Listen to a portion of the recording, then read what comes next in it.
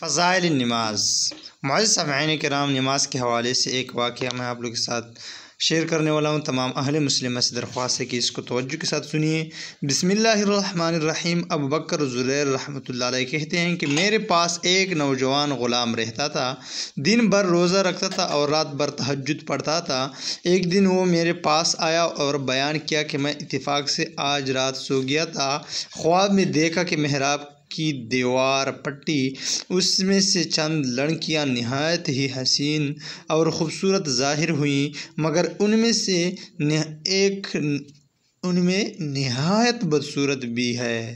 میں نے ان سے پوچھا تم کون ہو اور یہ بدصورت کون ہے؟ وہ کہنے لگے کہ ہم تیری گزشتہ راتیں ہیں اور یہ تیری آج کی رات ہے۔ ایک بزرگ رحمۃ اللہ علیہ کہتے ہیں کہ مجھے ایک رات ایسی گہری نیند آئی کہ آنکھ نہ کھلی۔ میں نے خواب میں دیکھا کہ ایک ایسی نہایت حسین لڑکی ہے کہ اس جیسی میں نے عمر بھر نہیں دیکھی۔ اس میں سے ایسی تیز خوشبو مہک رہی تھی کہ میں نے ویسی خوشبو بھی کبھی نہیں سونگھی۔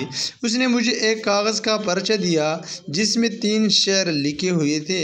ان کا مطلب یہ تھا کہ تو نیند کی لذت میں مشغول ہو کر جنت کے بالا خانوں سے غافل ہو گیا، جہاں ہمیشہ تجھے رہنا ہے اور موت بھی وہاں نہ آئے گی۔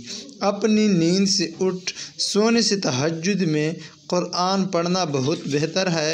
کہتے ہیں کہ اس کے بعد سے جب مجھے نیند آتی ہے اور یہ اشعار یاد آتے ہیں تو نیند بالکل اڑ جاتی ہے۔ وآخر دعوانا ان الحمد للہ رب العالمین۔